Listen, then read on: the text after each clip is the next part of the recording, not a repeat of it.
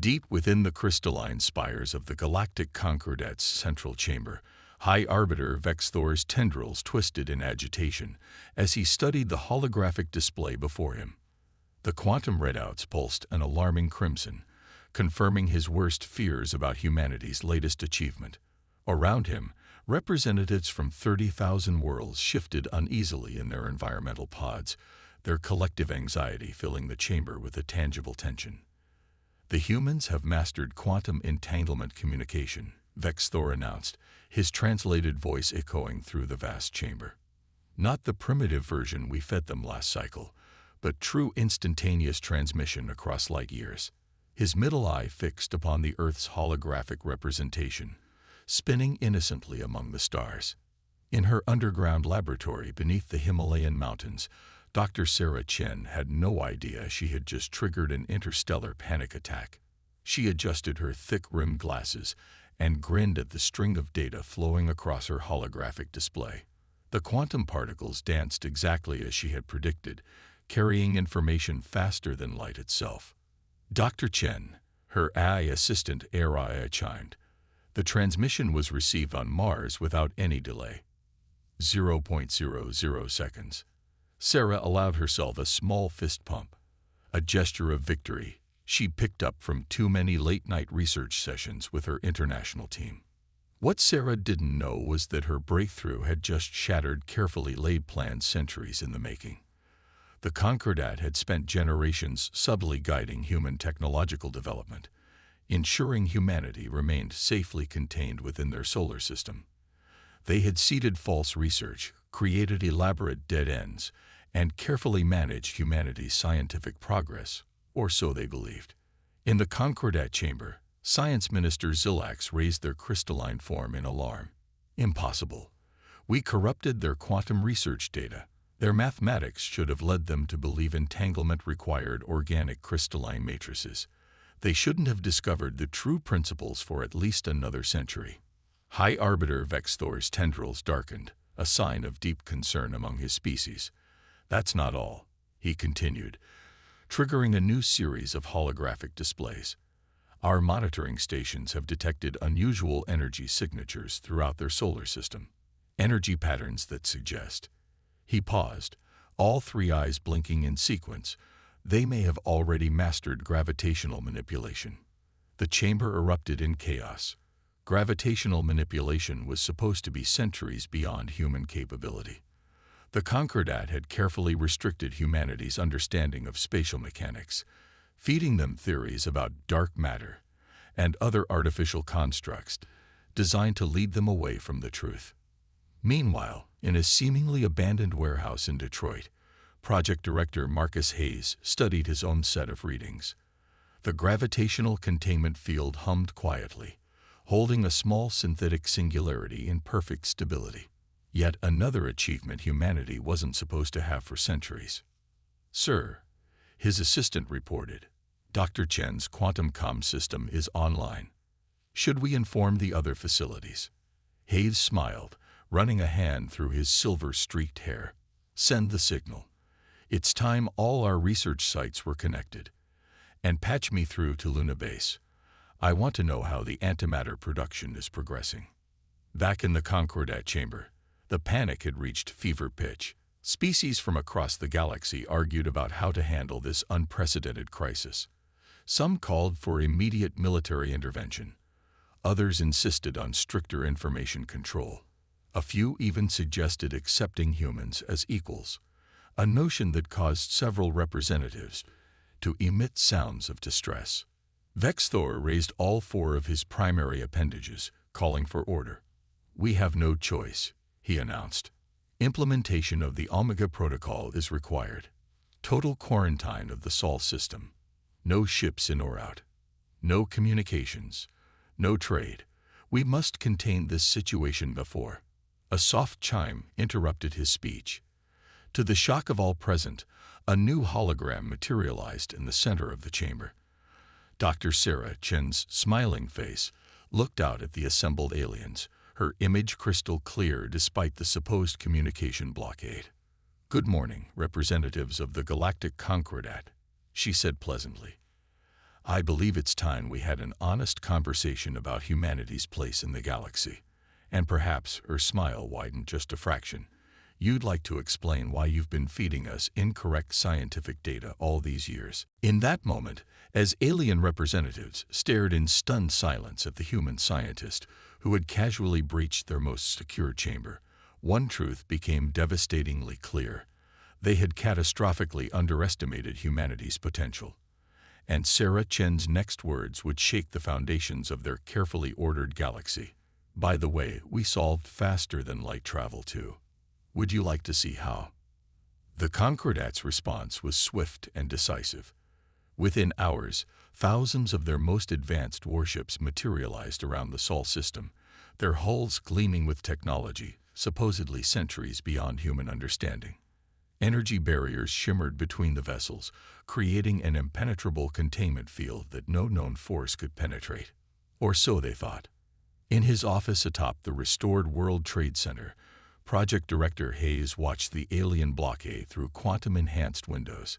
He sipped his coffee, a small smile playing at the corners of his mouth as he observed the massive alien fleet. They're using sixth-generation quantum barrier technology, his AI assistant noted. The same technology they told us was impossible without their special space crystals. Hayes chuckled. Interesting how they never questioned why we kept asking for those crystals, isn't it? Dr. Chen, are you seeing this? Sarah's hologram materialized beside him, her form perfectly rendered despite the supposed communication blackout. Their barrier design is actually quite elegant, she mused, pushing up her glasses. Shane, we developed countermeasures for it 3 years ago. Should we tell them? Not yet, Hayes replied, setting down his coffee. Let them think they have us contained. Meanwhile, how's Project Aurora progressing? Sarah's hologram gestured, bringing up a series of complex diagrams. The quantum fold network is complete. Every major human settlement from Mercury to the Kuiper Belt is connected. We can bypass their blockade at will. In the Concordat chamber, High Arbiter Vex Thor was feeling increasingly uneasy. The humans had gone suspiciously quiet since the blockade began. Too quiet. Their ships remained in orbit. Their communications ceased. Their industrial centers appeared dormant. Perhaps they finally understand their place, Science Minister Zilak suggested hopefully. Their crystalline form sparkled with optimism that would soon prove tragically misplaced.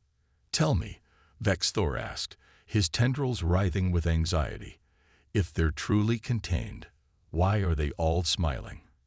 Indeed, surveillance feeds from Earth showed humans going about their daily lives, seemingly unbothered by their supposed isolation. Some even waved at the alien ships overhead, as if sharing a private joke. Deep beneath the surface of Mars, in a facility that didn't officially exist, Dr. Elena Rodriguez put the finishing touches on humanity's latest achievement. The quantum core pulsed with controlled power, its surface reflecting the red Martian soil visible through the transparent dome above. Initial test of the mass reduction field successful, she reported, her voice carrying across the quantum network to every hidden human facility in the solar system. We can now effectively nullify the mass of any object within a 10-kilometer radius. Excellent work, Hayes responded. Add it to the list. How many breakthrough technologies are we sitting on now? Sarah's hologram flickered as she consulted her data. Let's see. True AI, quantum communication, gravity manipulation, mass reduction, antimatter production, consciousness transfer, zero-point energy. She paused, adjusting her glasses. Should I include the faster-than-light drive we reversed engineered from their defective blueprints? Don't forget the coffee maker that actually produces a decent espresso, Hayes added with a smirk. That might be our greatest achievement yet. Meanwhile, aboard the Concordat flagship, sensors detected an unusual energy signature from Earth's moon.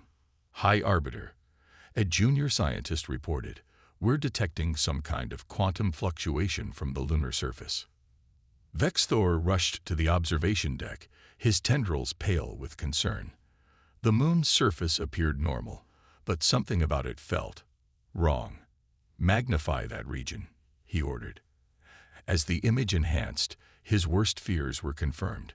There, carved into the lunar surface in letters visible from Earth, was a message that would haunt the Concordat for generations. Having fun yet? The message was signed with a simple image, a smiling human face with a winking eye. Sir, the junior scientist's voice trembled. Analysis indicates those letters were carved using controlled antimatter bursts. The humans shouldn't have. They couldn't have. But they do. Vexthor whispered, his tendrils now almost white with fear. They've had it all along. Everything we tried to keep from them, they already knew. Back on Earth, Hayes stood up from his desk, straightening his jacket. Dr. Chen, I think it's time for Phase 2. Let's show our friends up there what humanity can really do. Sarah's hologram grinned. Should I start with the dimensional fold drive or the consciousness transfer network? Why not both? Hayes replied, walking to the window to watch the alien blockade. After all, if they're going to treat us like children, we might as well show them how much we've grown up. Above Earth, the alien fleet maintained their position, their barriers humming with power, their commanders confident in their superiority.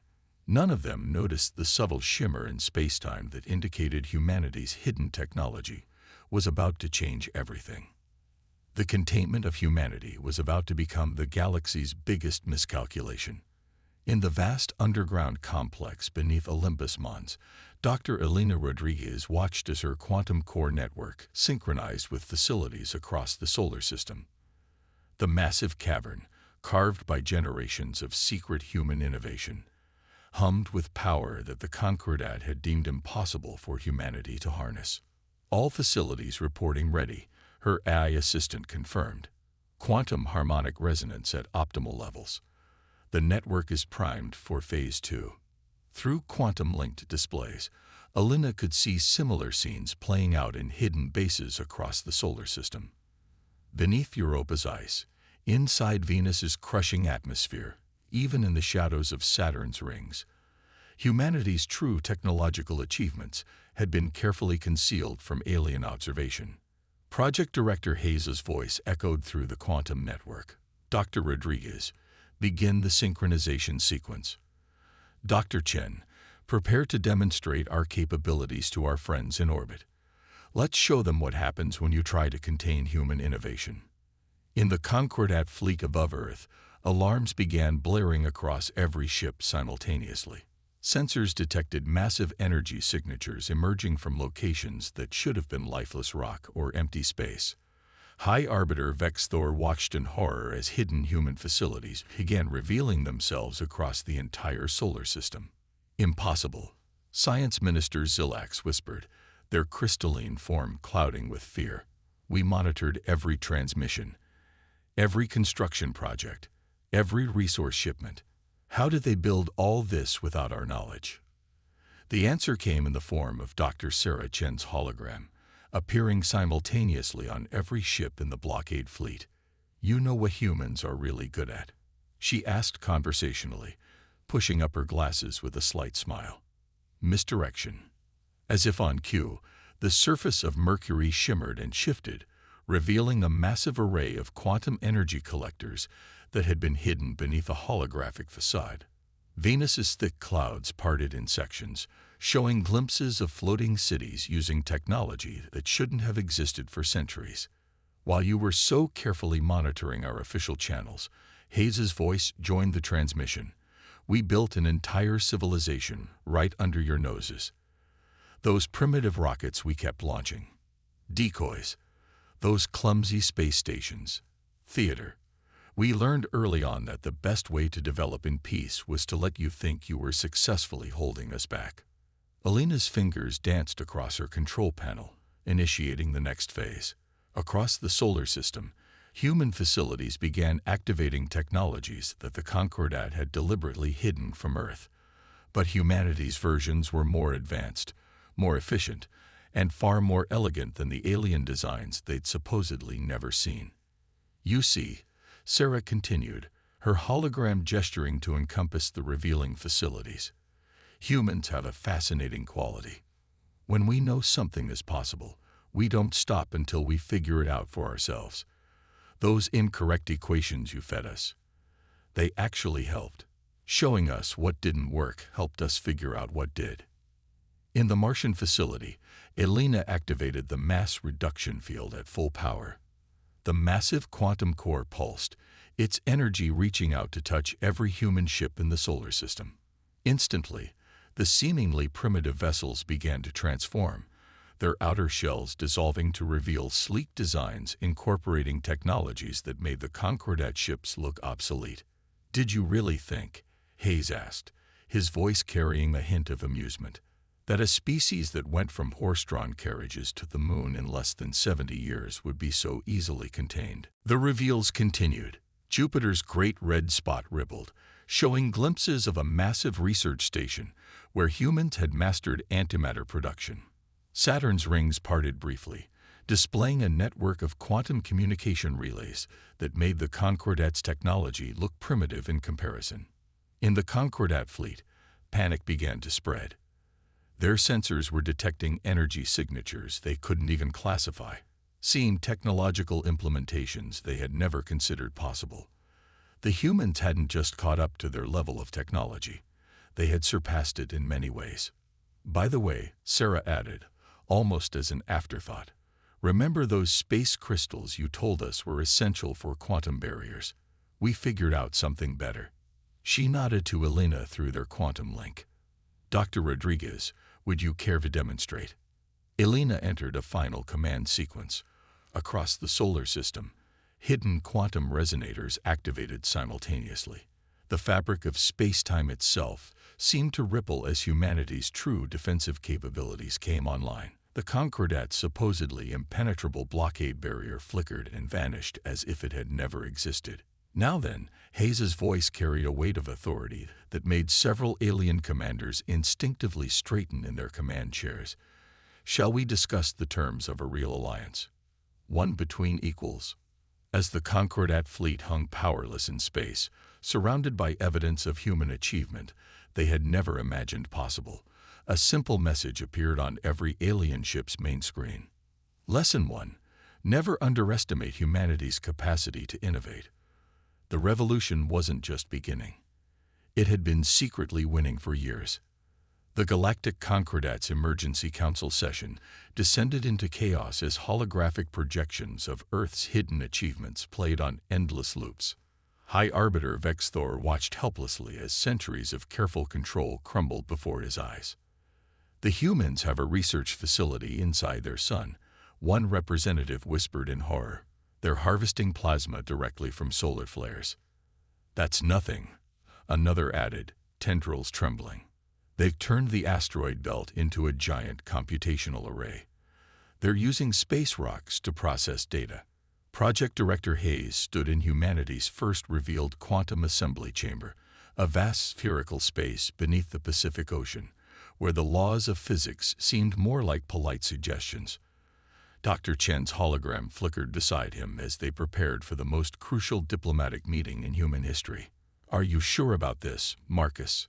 Sarah asked, adjusting her glasses out of habit despite her holographic form. "Once we show them everything, there's no going back." Hayes watched the quantum particles dancing through the chamber, forming complex patterns that would have made Concordat scientists weep. They tried to cage a species that went from writing on cave walls to quantum computing in less than 10,000 years. It's time they understood exactly who they're dealing with. The meeting was set in Earth's orbit, in a space that had appeared empty moments before. At Hayes's signal, humanity's flagship shed its camouflage, revealing a vessel that defied conventional understanding. It wasn't built, it was grown, using crystalline structures that adapted and evolved in real time. Inside, Dr. Elena Rodriguez made final adjustments to the quantum field generators. Reality stabilization at 100%. "We're ready to host our guests without their environmental suits." Turns out we solved that problem too. The Concordat delegation arrived in their most impressive vessel, a city-sized ship that represented the peak of their technological achievement. It looked antiquated next to humanity's living ship. As the alien representatives entered the human vessel's conference chamber, They found themselves in a space that shouldn't have been possible. The room seamlessly accommodated every species' environmental needs simultaneously, while Earth hung suspended above them like a jeweled pendant. "Welcome," Hayes greeted them, standing alongside the physically present Dr. Rodriguez and Dr. Chen's perfect hologram. "Before we begin, we thought you might appreciate a small demonstration of what humanity can actually do." Sarah gestured, and the space around them transformed. They were suddenly standing inside an atom, watching electrons dance. Another gesture took them to the edge of a black hole, where human research stations monitored the event horizon. A third shift showed them Earth's quantum defense grid, a network so advanced it could redirect asteroids with thought alone. "All this time," Sarah explained, her voice gentle but firm, "while you were feeding us incorrect data and sabotaging our experiments, we were building something far beyond what you imagined possible. We didn't do it out of malice or fear. We did it because that's what humans do. We innovate, we adapt, we overcome." High Arbiter Vexthor's tendrils had gone completely white. Why reveal this now? Why not continue hiding your achievements? Hayes smiled, but there was a serious edge to it. Because the galaxy faces real threats, threats that require cooperation, not containment. We've detected signals from the intergalactic void that concern us. We've seen patterns in quantum space that suggest multiple universes are beginning to intersect. And, Elena added, her hands dancing over controls that responded to thought as much as touch, "We've developed solutions, but they'll work better if we implement them together." The chamber shifted again, showing the Concordat representatives visions of technologies that could revolutionize their society. Clean energy systems that could power entire galaxies, medical techniques that could extend life indefinitely, transportation systems that could cross the universe in moments. "This is your choice," Hayes stated firmly. "Continue treating humanity as a child to be contained, and we'll simply continue advancing on our own. Or join us as equals, and together we can achieve things neither of our civilizations could manage alone." Sarah's hologram stepped forward, her expression earnest. "You spent centuries trying to prevent us from joining the galactic community as equals. In doing so, you pushed us to exceed every limitation you placed on us. Now we're offering you something unprecedented, a genuine partnership." In the silence that followed, the fate of two civilizations hung in the balance. The Concordat representatives looked at each other, their various appendages and sensory organs conveying a mix of fear, awe, and dawning hope. Finally, High Arbiter Vexthor spoke, his voice carrying the weight of a civilization recognizing its own misconceptions. "Perhaps," he said slowly, "it is time for the Concordat to learn from humanity, rather than the other way around." As if in response, Earth's quantum defense grid activated, creating a display of light and energy that made the aurora borealis look like a candle flame. It wasn't a threat. It was an invitation to imagine what might be possible when two civilizations work together instead of against each other. The turning point had arrived, and with it, the promise of a future neither humanity nor the Concordat had dared to imagine. The lunar observatory, hidden for decades beneath the moon's surface, hummed with activity as Dr. Sarah Chen's hologram materialized beside a massive quantum telescope array. This wasn't the primitive radio telescope the Concordat thought humans were using. This device peered through the fabric of space-time itself. "Show me the Concordat fleet movements," she commanded. The observatory's AI complied, displaying a real-time map of alien ships frantically repositioning themselves across the solar system. Their supposedly classified quantum encryption protocols were as transparent as glass to human technology. "They're attempting to establish a secondary containment grid," Rodriguez reported from Mars, her voice carrying clearly through the quantum network. "Using technology they thought we wouldn't understand for another 3 centuries. Hayes, watching from his office in New York, allowed himself a small smile. "How long ago did we surpass that particular technology level, Elena?" "About 15 years, she replied, amusement evident in her voice. right around the time they were explaining to us why faster-than-light travel required crystalline matrices aligned with planetary magnetic fields. In the Concordat flagship, High Arbiter Vexthor was facing a crisis unlike anything in his species' history. The humans weren't just matching their technology. They were revealing capabilities that defied explanation. His sensors detected quantum fluctuations from every planet, moon, and asteroid in the solar system, suggesting a level of technological integration that should have been impossible. "Sir," a junior officer reported, their crystalline form clouded with confusion. "We're detecting. Are these readings correct? The humans appear to be using Jupiter's magnetic field as a computer."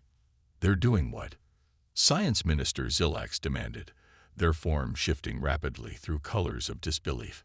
On Europa, beneath its icy surface, Dr. Rodriguez activated another system that humanity had kept hidden.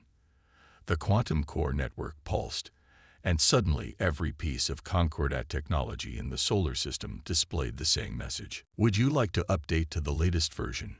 Humans have made some improvements." The message was followed by detailed schematics showing exactly how each piece of alien technology could be enhanced using human innovations. It wasn't a taunt, it was a genuine offer to help, which somehow made it even more devastating to the Concordat's sense of superiority. "You know what the funny thing is?" Hayes mused, his voice carrying across both human and alien communication channels. "We actually solved most of these technological challenges by accident. While trying to figure out why your approved methods weren't working, we discovered dozens of better approaches." Sarah's hologram appeared simultaneously in every Concordat ship, her expression thoughtful. "For instance, that quantum barrier technology you're so proud of. We discovered a more efficient version while trying to make better coffee machines. Turns out the principles of quantum field manipulation work really well for ensuring perfect beam extraction." In the Martian facility, Rodriguez activated another system, and suddenly the red planet's atmosphere began to shimmer. The centuries-long terraform had been complete for years, hidden beneath a holographic facade of dust storms and barren landscapes. "Oh yes," Sarah added, as if remembering something amusing. "We should probably mention we've mastered planetary engineering too. Mars has been quite lovely for about a decade now. The coffee shops in Olympus City have an amazing view." The Concordat's response was a mixture of panic and desperate attempts to maintain control. They tried to activate their most advanced containment protocols, only to discover that humans had already developed countermeasures for technologies they weren't supposed to know existed. "Here's what you never understood about humans," Hayes explained, his voice carrying a hint of pride. "When you tell us something is impossible, we don't accept it. We ask why. And then we keep asking why until we figure out how to make it possible anyway." To demonstrate his point, the supposedly primitive human ships scattered throughout the solar system began to transform. Their hulls shifted and flowed like liquid metal, revealing designs that incorporated technologies the Concordat hadn't even theorized yet. "Your periodic inspections," Rodriguez added, "we knew about them in advance. Those clunky rockets and basic space stations you saw. Props. Really good props, but props nonetheless. We kept them around because, honestly, watching your inspectors try not to look smug was pretty entertaining." As if to punctuate her point, the asteroid belt suddenly rippled, revealing a network of quantum-linked research stations that had been conducting experiments the Concordat would have deemed impossible. Each station represented a different branch of science that humanity had mastered while pretending to struggle with basic concepts. "So," Sarah's hologram addressed the increasingly distressed Concordat leaders, "you have two choices. Continue trying to contain a species that has already surpassed your technological level in several areas. Or," she smiled warmly, "join us in exploring what we might achieve together." The silence that followed was broken only by the subtle hum of human quantum technology, now openly operating throughout the solar system. The Concordat's greatest fear had come true. Not only had they failed to contain humanity, but they had inadvertently pushed them to achieve things the Concordat had never dreamed possible. And this was just what humanity was willing to show them.